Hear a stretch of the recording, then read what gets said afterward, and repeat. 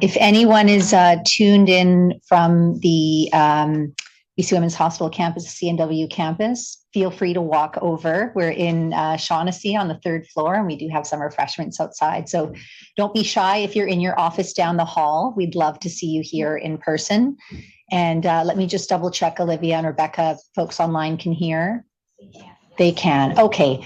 Welcome, everyone, to our strategic plan release. I'm Lori Brotto. I have the absolute honor of being the executive director of the Women's Health Research Institute. And so today we are gathered from the traditional, ancestral, and occupied territories of the Musqueam, Squamish, and Tsleil-Waututh First Nations.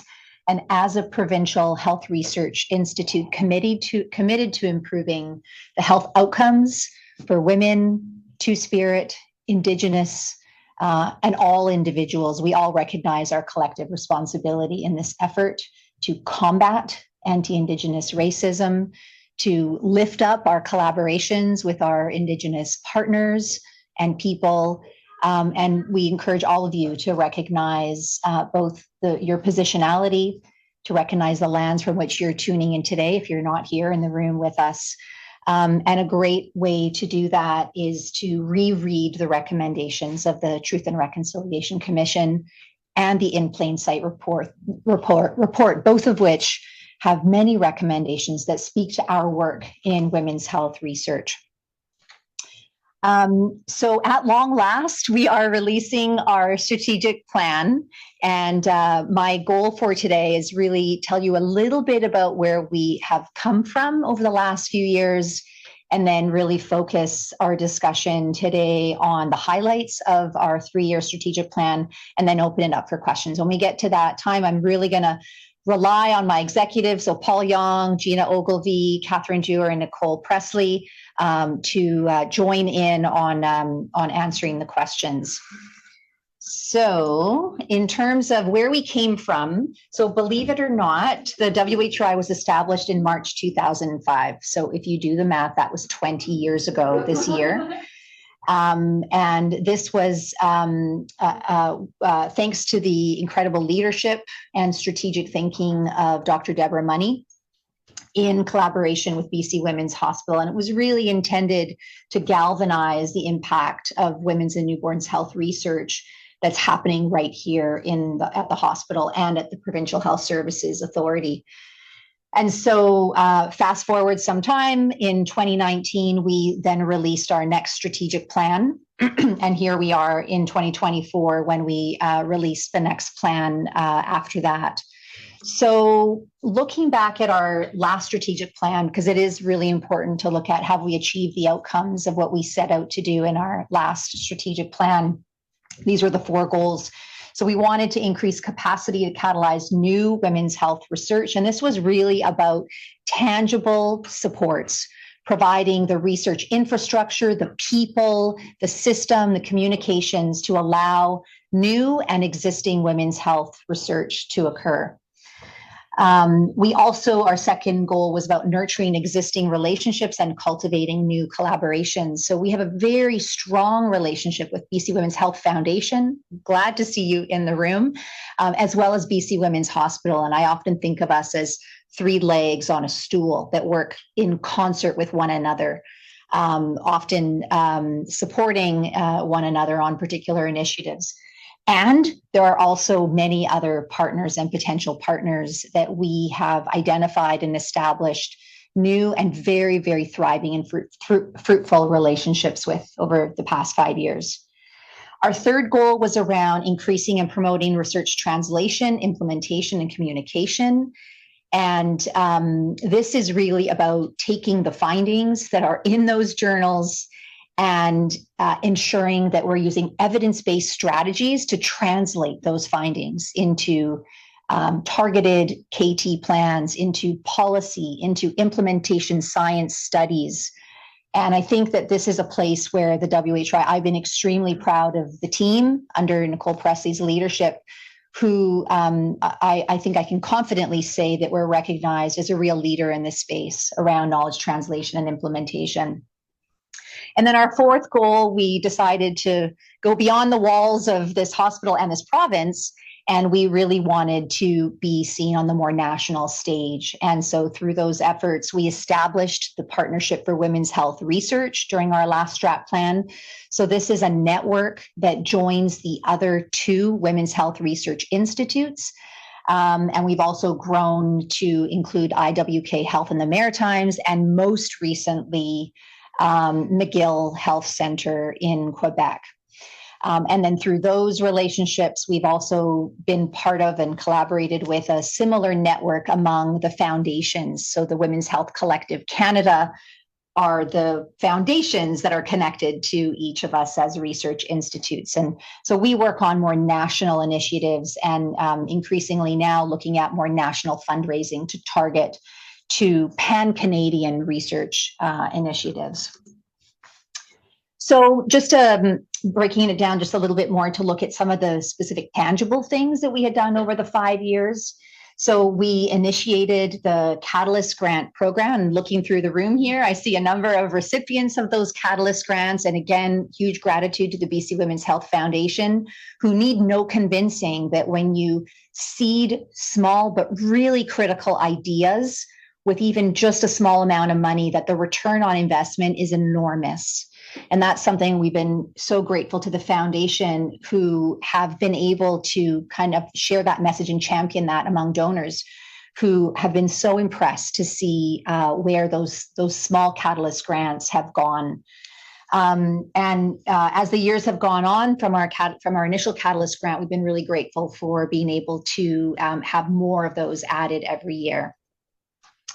And then within the Catalyst grants, we've also created streams, recognizing that for our clinician scientists who don't necessarily have the same, say, research infrastructure and supports that some of our more academically situated researchers are, that we've had two different streams being able to support an equal number of Catalyst grants in those. And again, that's something we're really proud of and want to continue. Also, over the last strat plan, starting from a small hallway conversation about, if we really are going to live up to our values around equity, how do we ensure that while we're doing women's health research, that it's done in an equitable, in an inclusive way? And so again, beginning with some small ideas, and then some provincial funding, and then finally some national funding, we've been able to develop, launch, and now scale beyond the binary Canada. And again, huge gratitude to Angela Kaida, Nicole Presley, BC Pomeroy, Tamil Kendall, our community task force, and all of the people that have taken those ideas and established now a guide that we can all implement in our research to do inclusive women's health research. Also, over the time, we've grown our cadre of research managers here at BC Women's Hospital. And I think it's fair to say, Catherine, you'll correct me, but every program at BC Women's Hospital now on the ambulatory, on the maternal newborn side, on the ambulatory side, in the mental health and substance use programs, which include First Square, we have research manager and research support representation in those programs. And that's something we feel really proud about, because it really facilitates those frontline care ideas into a research question, and then research infrastructure and research completion as well. Starting at around the time of the pandemic, our then Assistant Director, Angela Kaida, thought this was a really important opportunity for us to listen to the trainees who were in WHRI. And so under Dr. Kaida's leadership, we initiated a really deep look at the experiences of our trainee community through the pandemic, and identified their needs, including their mental health needs, their gaps, and really what they wanted to see that a research institute like ours could serve for them. And so we've really grown that since that initial survey of the trainees during the pandemic. We now have graduate and fellowship awards that continue to grow, not just in number, but in size every year. Again, huge thanks to the BC Women's Health Foundation for stewarding all of those. We now have an entire strategy focused on trainees. We have a very, very well-formed trainee half day at our annual symposium. that's really about connecting trainees and their questions to mentors and experts and people who've kind of walked the walk in the community to help guide them through. I'm really proud of the addition of capacity around qualitative research analysis. And women's health research, I think many would argue that there is a particular strength in mixed methods, in integrating qualitative inquiry into our work, in understanding the nuance that our very good quantitative measures don't capture. So we've been able to add a full-time qualitative research support. Thank you, Julia, who's in very high demand. And she truly is an expert and has not only been providing this as a service to our community, but creating capacity through the lunch and learns, through teaching trainees and teaching the rest of us how to integrate qualitative methods. And then just last year, as we wanted to round out the year with a bang, we added a few other things. So again, thanks to the BC Women's Health Foundation, we added 2 digital health research grants to the existing BC Children's Hospital research grant mechanism.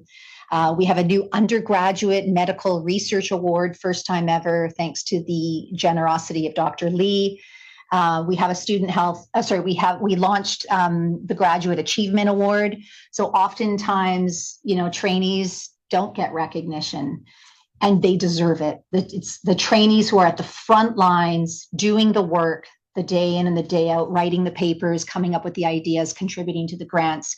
And so this has been a really great thing for us to add to our roster of awards, is recognizing amazing trainees in our community. And then we also have launched a trainee travel grant competition, and we run those a few times a year. And this is to provide some travel support to trainees who are going to conferences. So obviously there's an enormous, I shouldn't say enormous because we're a pretty modest sized team, small but mighty team. Super grateful to our executive, Gina and Paul, of course, Catherine and Nicole as well, and our scientific advisory board. And you can see the faces of those individuals on the screen. Some of you are in the room. I think some of you are probably online. And so really grateful for the direction and mentorship and advice from our scientific advisory.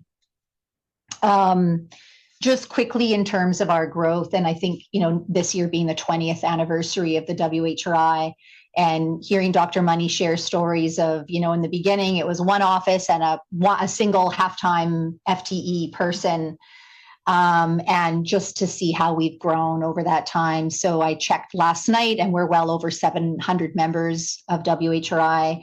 You can see the percent increase just in the last 5 years. We will represent many different departments at UBC, all health authorities in the province, many universities and colleges in British Columbia. And we have members across the globe who are collaborating with individuals who are situated here in BC with the WHRI. So that's a bit of our background. And I think we all should feel like you all contributed to this growth. And for that, I've been very, very grateful to be part of this for the last 10 years, almost 10 years. So going into our strat planning process, we went into this with particular intentions. So we didn't quite know where we were going to land with our strategic objectives and our strategic priorities, but we went into it with sort of an a priori hope for how this would all shake out. And so we knew that we needed a plan that would recognize, but also continue to cultivate the growth of our community and the expanding needs of our community. So recognizing now that a lot of people are involved in hybrid work, that our research methodologies are evolving, that carrying research out at bedside in the hospital looks quite different today with the implementation of CST and other systems than it did even 5 years ago. We also were intentional, and I think this is maybe influenced by some of our social justice, women's health lens, is broadening the concept of research excellence. Yes, H indices and publications are important, but research excellence is really so much more than that. And so we wanted a way to track what's the impact of the work that we're doing. How do we capture the important efforts towards doing translatable, collaborative, transparent, culturally safe research on world impact. And that was really important for us going into this. We also recognize where our blind spots are and our gaps. And as you'll see this come out in our top strategic objective, we recognize that while we have a lot of strengths and activity in clinically applied research, on the more basic science side, we have less representation. We have fewer relationships there, and yet lots of opportunities. We wanted to recognize and really build upon our position as a hub. So indeed, we are the face of women's health research for BC Women's Hospital, for PHSA. And we have an audacious goal of being the face of women's health research for the entire province, across all health authorities, across all institutions, across seeing no borders there. And then finally, we went in hoping to have some strategic priorities around that were really about closing the gaps in women and newborns health research. That was about translation, ensuring that whatever we said we were going to do, that KT, implementation science, knowledge mobilization continued to be a critical part of the work. So briefly, thanks to the guidance of the Discovery Group and their amazing team, we undertook a process that took about a year of surveying our staff, surveying our members. We conducted in-person focus groups with staff, with our scientific advisory. The Discovery Group led a large number of one-on-one in-depth interviews. We then we ensured that we had representation from our community partners, as well as people with lived experience and patient advisory group members. And then we came together in the fall for a full-day event where we tried to kind of crystallize some of the themes that were emerging into something much more tangible. And then, of course, from there was lots of drafts that went back and forth and picking on wording and really trying to be both audacious and ambitious and practical and feasible at the same time. So that was the process that we undertook. So our mission, vision, values have not changed from our last plan, and that was very intentional. And to remind you about our vision is leading research, better health for all women and newborns. And as the research institute supporting BC Women's Hospital, which includes the NICU and includes clinical services of newborns, this is part of what we do. This is part of our identity to include that. And our mission, of course, which is what we do day to day, is to create new evidence-based solutions that inform and transform the health and healthcare of all women and newborns. And I will say that within our plan, and you'll see this in our Beyond the Binary work, we take a very inclusive definition of women, and we retain the use of the word women for very intentional reasons.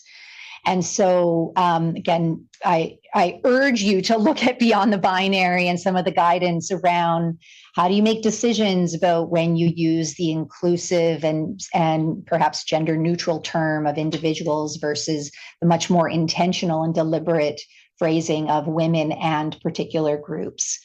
And we recognize in our adoption of the additive language that many subgroups of women, because of their identity as women and other intersectional identities, be it Black women, be it Indigenous women, be it women living with disabilities, et cetera, have had particular disparities and inequities in our health system. And so because of that, we do feel it's really important to retain women throughout and also where appropriate. So our values also have not changed. And if anything, we really leaned into our values of equity, agility, especially right now. That's the ability to be agile and nimble and shift despite the shifting sands around us, to be women-centered in all of their diversity, and accountability. And accountability is about more than just walking the walk, but talking the talk as well, and reporting out on what we're doing, being very transparent in our use of our budget and being very fiscally responsible at the same time. So we've been very, very lucky at, as one of the PHSA research institutes, to have had Sulkson, Shane LaPointe gift PHSA these 6 beautiful Coast Salish teachings, which we have included within our strategic plan. And if any of you haven't had a chance to watch the town hall that happened a week ago today, where Sulkson talked about not just the meanings of these Coast Salish teachings, but how he leans into the everyday he wakes up and he reminds himself to rid of bad feelings, to do your best, to open your hearts and minds, to speak truth to power, and to use good medicine. And I watched that passage in the recording a number of times because I think it's so critical to the work that we do, to listen to this wisdom from these teachings. And if it feels a bit uncomfortable, that's a good thing, for it to feel a bit uncomfortable and to wonder about, well, how do we use these teachings in the practical day-to-day work that we're doing in women's health research? Again, I think this is a good thing, and we're invited to do this. And it's it's a real opportunity for us to do this, because if you can prioritize shedding, negative messages and committing to Natsamat, which is we are one, it means then the barriers and obstacles fade away. You're only guided by opportunities and problem solving. So this was really important to us in our strat planning to embed these gifted Coast Salish teachings. And again, I just invite all of you to read about them, think about them, meditate about them, talk to your teams about them. So here we have it. We have 5 strategic objectives, and we have a 3-year strategic plan. So if you do the math, that is 1.5 strategic objectives per year. Of course, we're not going to do it in that way. Our plan is to address each of these objectives every year. And in fact, what we have committed to doing is, although we have these really important strategic objectives, we have developed a very detailed 1-year action plan. And many other organizations and institutions now do this because it allows for that agility, that ability to be nimble. You'll remember our last strategic plan started just months before the pandemic. And because we had a 5-year plan that didn't make room for the possibility of hybrid work or looking at pandemic-related questions, it meant that we deviated somewhat from our last strategic plan. So what we do intend to do with this very detailed 1-year action plan is to do a careful evaluation at the end of the year and look at, did we meet our goals? Do we need to revise some of them as we go into year 2? So that's something that we've built in into the strategic plan process. And it also helps us to stay really kind of focused on what are the tangible things that we want to do and what's feasible within the current environment. So I'm going to go through each of them, and I'm going to give you just a few examples because I've actually printed out our year 1 action plan, and it's a 5-page single-space document that is point form. So each of those point forms have their own paragraphs of activities and people and things that go along with it, but just to give you a little bit of a sense of some of the things that we plan to do, and then we'll have lots of time for questions. So the first priority is from cell to society, and this is about fostering an inclusive culture of research and evidence to drive research excellence. So some of the examples that would fall under from cell to society would be around cultivating those relationships with the life sciences community, with the basic scientists who are engaged in female cell lines, investigating female rodents, who input from our scientific advisory has taught us that many of those individuals don't see themselves as women's health researchers, even though the outcomes and outputs of their work have clear implications for women's health. So there's a real opportunity for us to understand what are the needs of those researchers Can WHRI be a partner? Can we be involved in new collaborative research projects? Can we facilitate translation, implementation, and obviously opportunities for trainees and even kind of cross-pollination of basic science students into the women's health research environment? So that's one example of what we intend to do starting this year.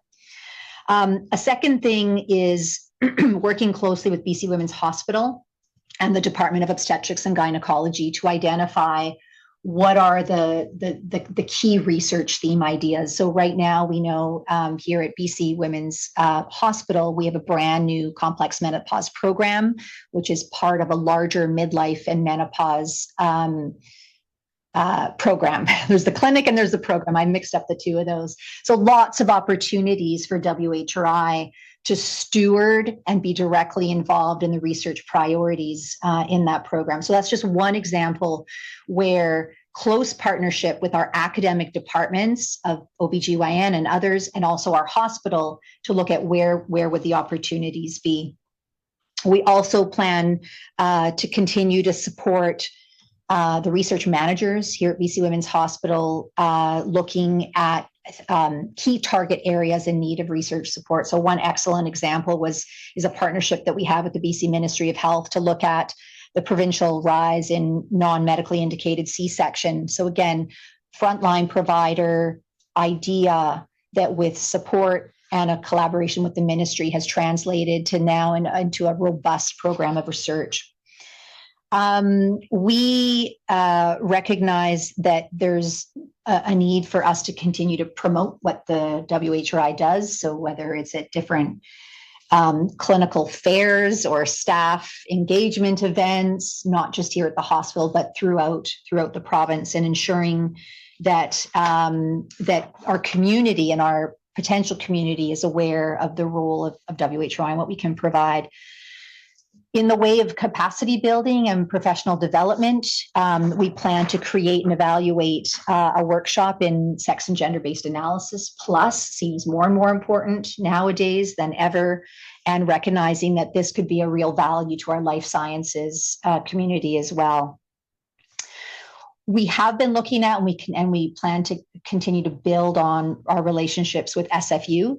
And one particular way of doing that is looking at a potential SFU and UBC partnership around the implementation science training initiative. So that sort of taps into also some of our goals around supporting implementation science. We are also, as part of this, by the way, this is our biggest and most ambitious objective. The rest are a bit smaller. This one has about 20 different objectives within it. I'm just giving you a tiny snapshot of some of them. So we've seen a real growth in our digital health research activities and our ability to support that. So we have a jointly funded digital health research manager and a steering committee. And as I mentioned earlier, we are committed to continue to funding those grants in digital health. And we're now looking at developing a center of excellence around digital health research that would be perhaps in partnership with the BC Children's Hospital Research. And we also plan to continue to grow our Beyond the Binary. So we most recently learned that we had funding to teach and implement Beyond the Binary in research ethics boards across Canada. And we're looking at creating in the future an interactive tool that makes it a lot easier for any user to go onto the Beyond the Binary portal and input their research study or ideas and get some guidance. So that's a small snapshot of what we plan to do in Objective 1. But I guess a take home, if you were to take a step back, this is about cross-pillar, multidisciplinary, all methodologies, and from BC Women's Hospital to beyond. So it's a little bit of everything in this first strategic objectives. Our second one, we label Empower and Equip. And this is about really supporting our early career researchers in our community, as well as the trainees, about really leaning into and building our culture of mentorship, and also about building out our promotion of and support of patient-oriented research and working with patient and community advisory groups. So some of the ways that we're going to do that is we're going to repeat the survey that Dr. Kaida did a few years ago to really identify what are the current needs of our trainees in our environment, given the current funding landscape, given evolving research methodologies, et cetera. And we've been exploring, thanks to Paul's leadership, creating a trainee and residence program. So could we welcome a trainee to come on site at the WHRI and be involved with learning what actually happens in running a research institute? So inspired by other similar in-residence programs that other institutions provide. We are sort of at capacity for wet lab space. So we're absolutely grateful for the wet lab space that we have here in this building on the 4th floor and in the sort of the connection between BC Women's and Children's. We have the Skidmore Goodman Wet Lab. Very, very grateful, and really it's a one-of-a-kind wet lab that has that ability to directly translate from, patients from research to patients and clinical care.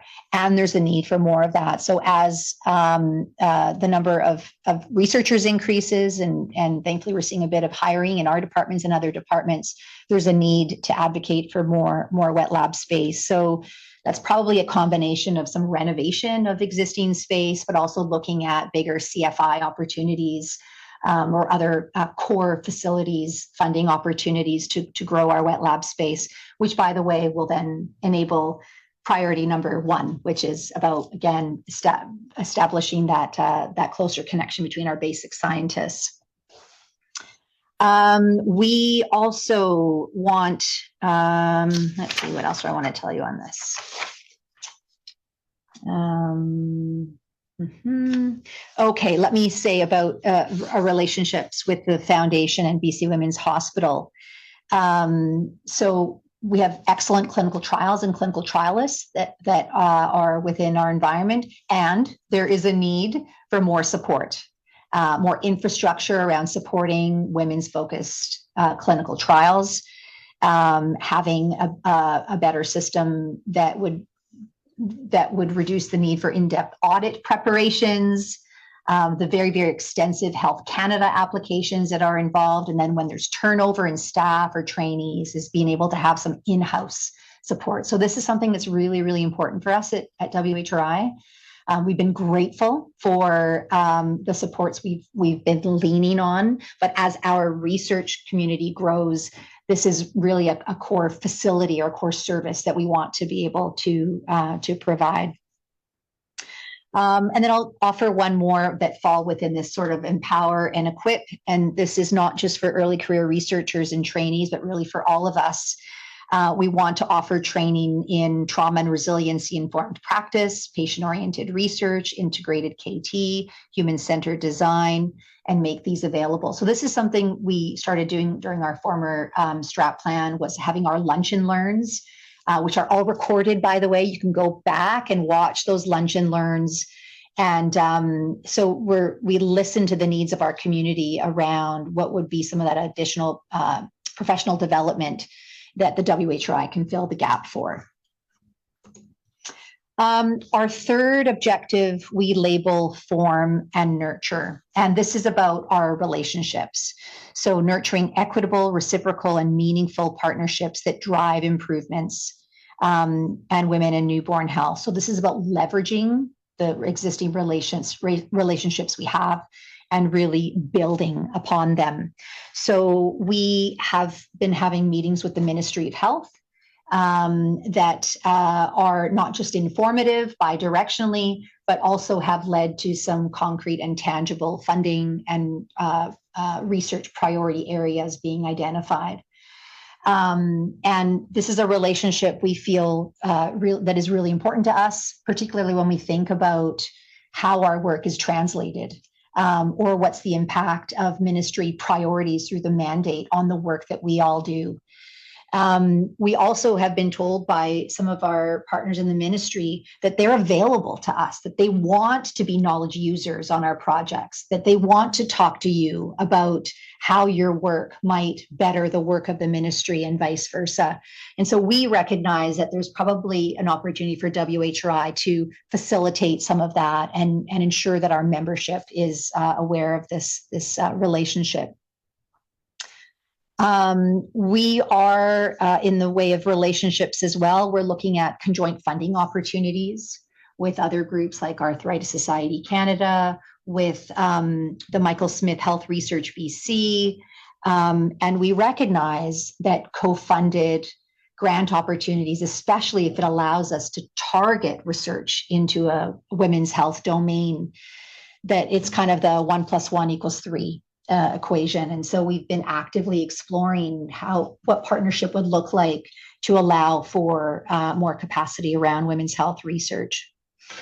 In partnership with the foundation, we've been creating an ambassador program, and we've got some amazing trainees and members in our community who deserve to be, in the spotlight, or speaking to donors, or at events where we talk about the value of the research that we do.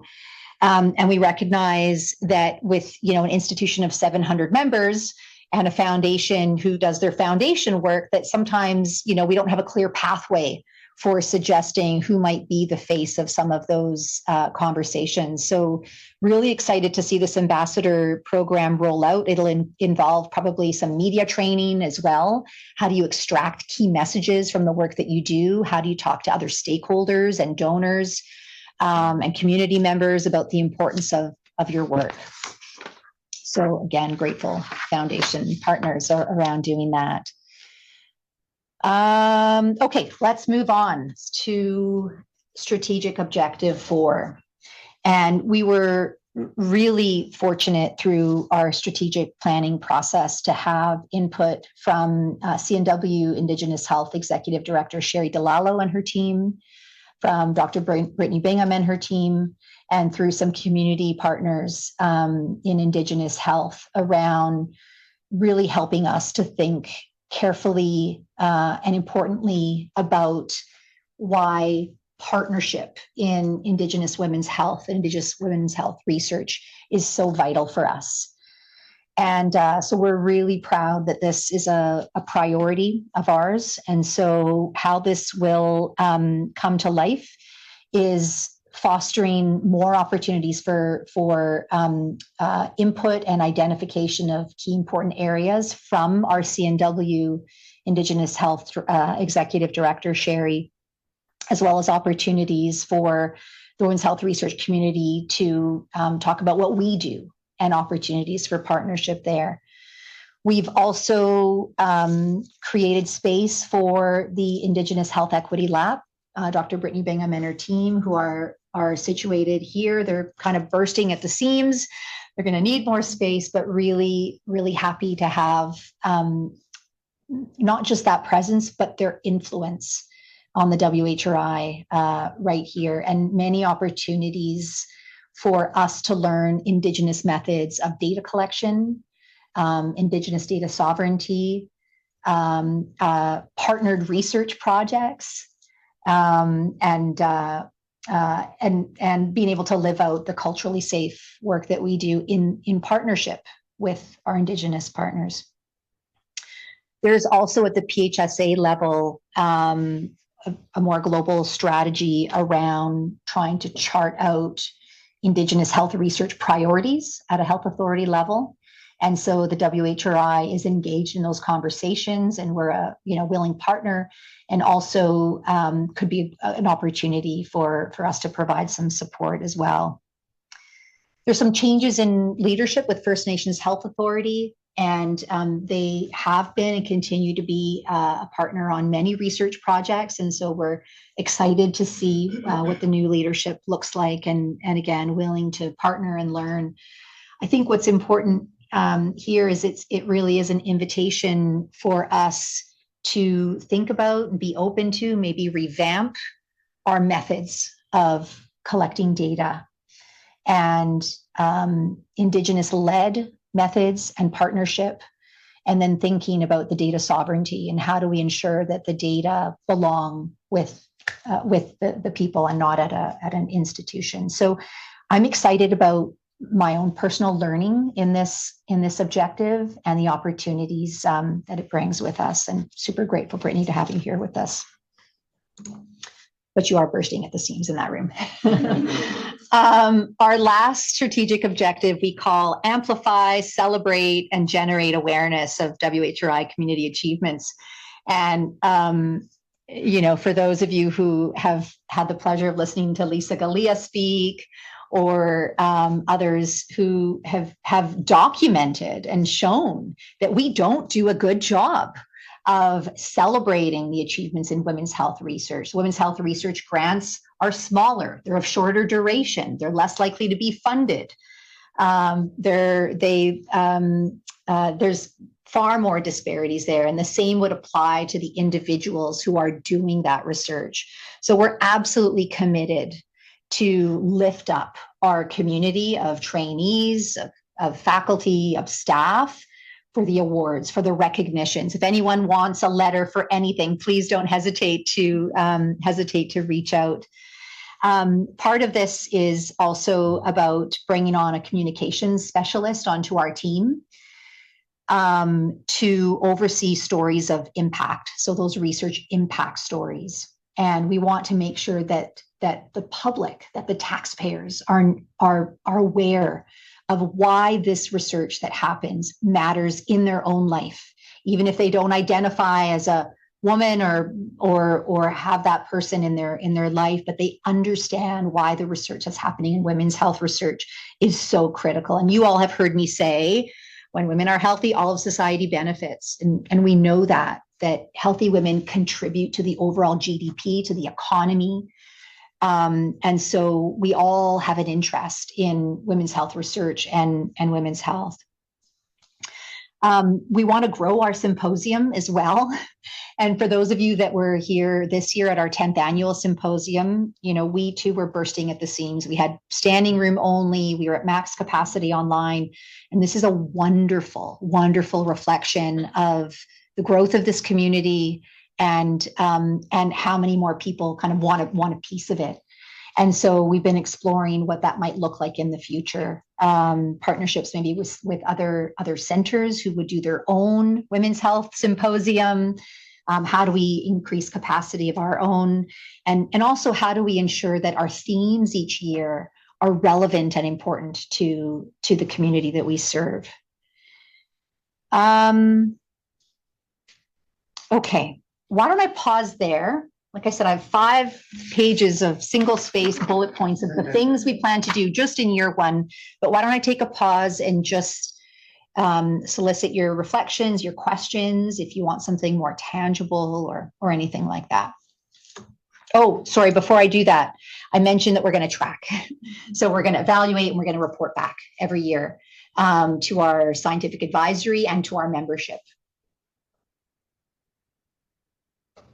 Olivia, are there any questions online? Okay. Anyone in, and if you do have a question in the room, I'll just ask that you use the little microphone in front of you.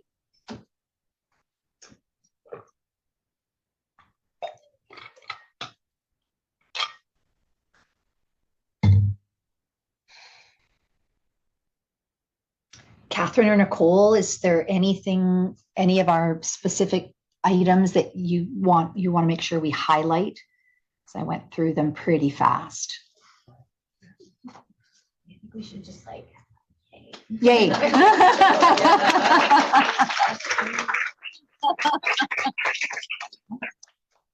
Or Gina or Paul, any of the kind of action items that you want to make sure we highlight? Yeah, thanks. And I think many of us spent a lot of time on this, so it's great to see it so clearly summarized. So thank you, Lori. I think one of the things that we're excited about building out is, in number 1, our engagement with the life sciences and basic scientists. All of our therapeutics, all of our interventions, all of our diagnostics, all of those have to start somewhere, and they start with that discovery and mechanistic science.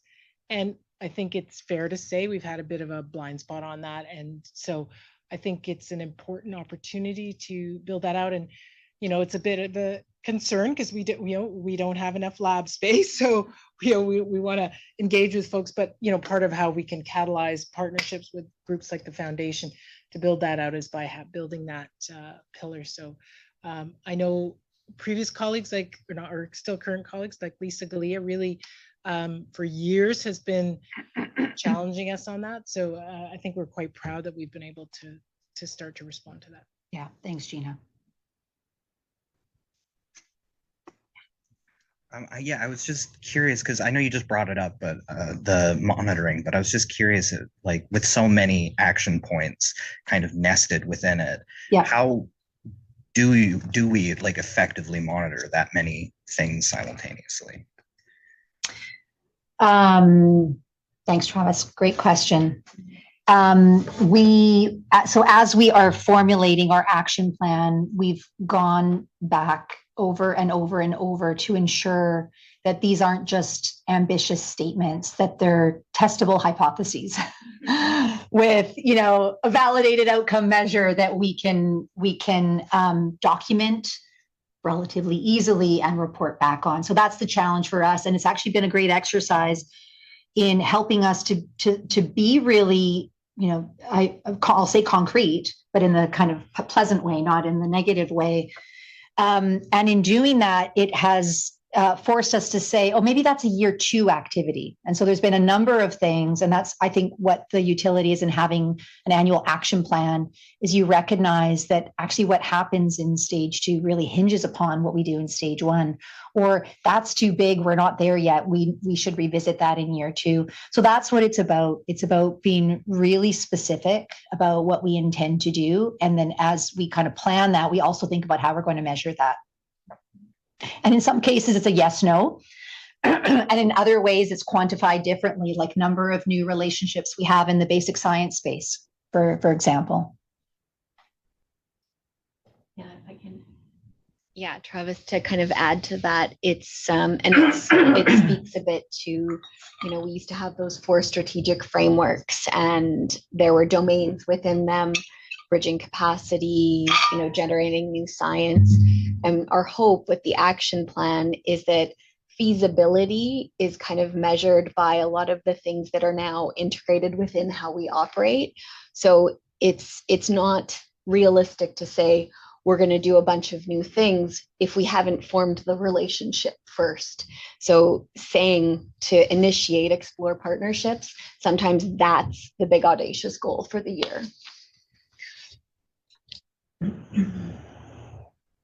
Yeah, go ahead, Olivia. There was one question online, which I think connects to what you were speaking on before. But could you speak on the expectation opportunity for member participation in the action plan and objectives you discussed? And then the follow-up is, how do you see people engage in the priority work? Oh, great question. Yeah, so my hope is that our 700 people in our membership feel like we have an open door policy. So we have a monthly e-blast, we have a bi-weekly communication, we have monthly rounds, we have an annual symposium, we have monthly lunch and learns. We're situated here with open doors or on email for everyone else. And so while there is no structured way of, we don't have a portal that says submit your ideas here, we hope that our community feels like if you have an idea for us to do something differently, feel free to connect with any one of us, right? So myself, Paul, Gina, Catherine, Nicole, Rebecca, and we very much welcome that. I think when we report out the outcomes from year 1, we would very much, plan to do something like this again, and also be very transparent around what worked, what didn't work, and is there an opportunity for gaining more input at that point. So as I mentioned in our methodology for the strat planning, we did a fairly extensive engagement, but of course we didn't ask everyone. And we're limited by what is feasible and also by time. But again, we're only 20 years old. which is relatively young compared to some of the other research institutes. And because we're relatively smaller and nimble and agile, that gives us many opportunities to grow and welcome input from our community. So specifically around the kind of life science, basic science input, that was a community, that was a membership driven suggestion. So hopefully that answers the question.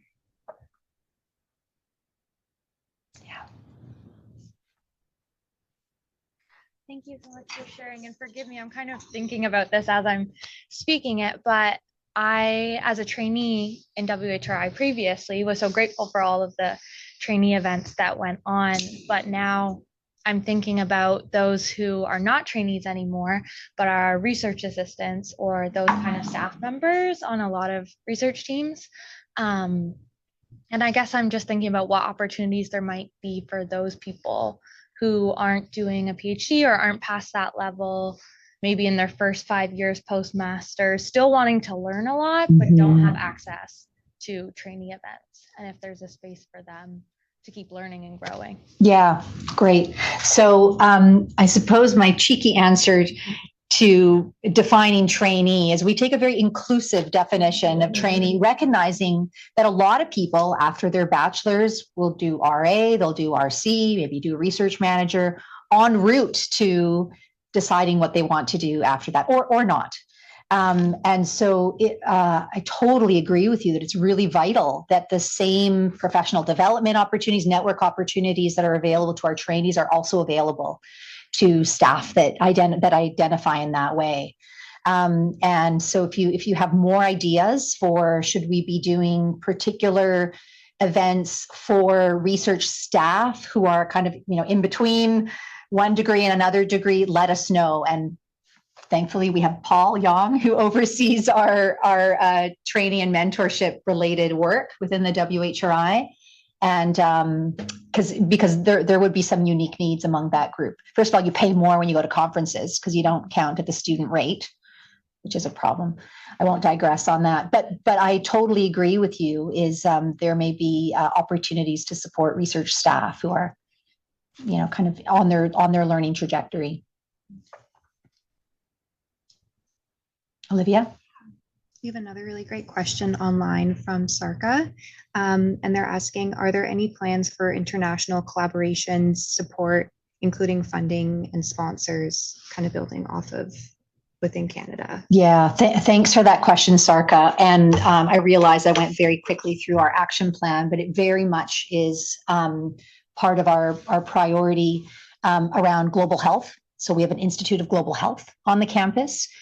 And existing relationships and opportunity to grow relationships and co-funded grant opportunities for global health research.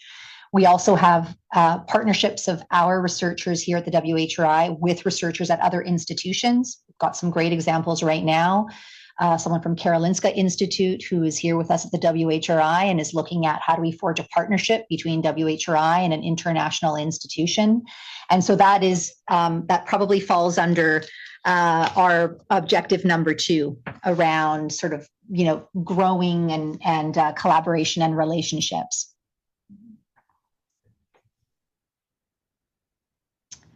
Okay, well, why don't we end it there? And let me put our website. You can find my email pretty easily.